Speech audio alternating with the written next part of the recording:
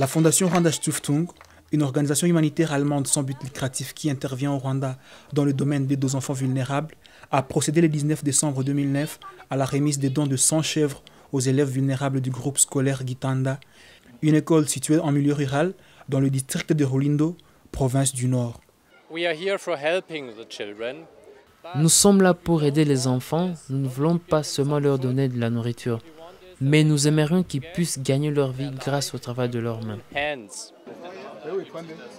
Cette remise des chèvres est la 4e dans le cadre du projet, la première distribution ayant eu lieu le 14 septembre de la même année.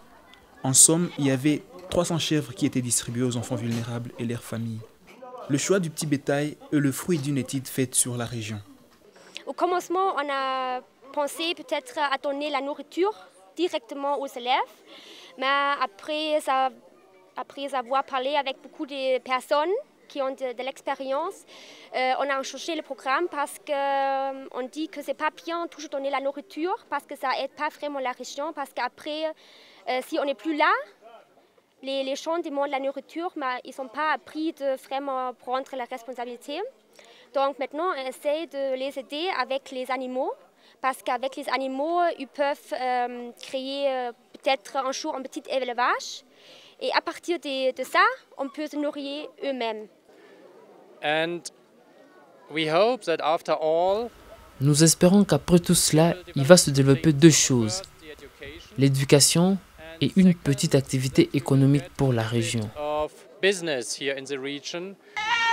Ce petit bétail ne va pas seulement aider pour constituer un petit élevage au sein de la famille, mais aussi contribuera à l'amélioration de la production alimentaire.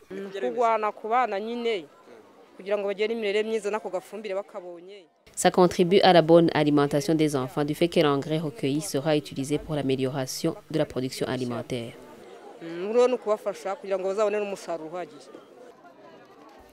Le projet est encore à son début, mais suscite déjà de l'espoir.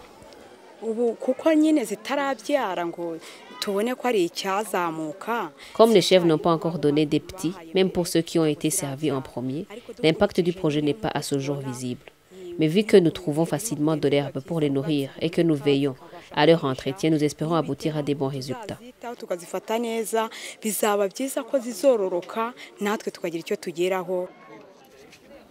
Chaque famille signe un contrat de garde de la chèvre dont une copie reste dans la direction de l'école. Ainsi, l'école est toujours impliquée dans tout le processus du projet. Une partie du don a été directement orientée à l'école et comprend entre autres du matériel scolaire de base pour les élèves dans le but d'améliorer leur réussite. Entre autres secteurs dans lesquels ils interviennent, il y a la construction des toilettes modernes et une citerne à eau pour l'école. Également, la distribution du matériel scolaire pour cette année ainsi que les habits pour les plus vulnérables.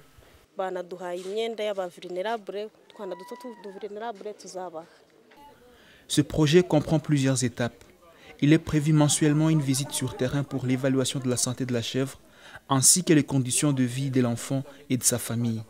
Suivant ces évaluations, il y aura des récompenses telles que le paiement de la mutuelle de santé aux enfants ayant l'âge inférieur ou égal à 14 ans et un accès au microcrédit aux familles qui se seront distinguées pour leur permettre de démarrer des projets générateurs de revenus à petite échelle. On va donner les poules pondeuses.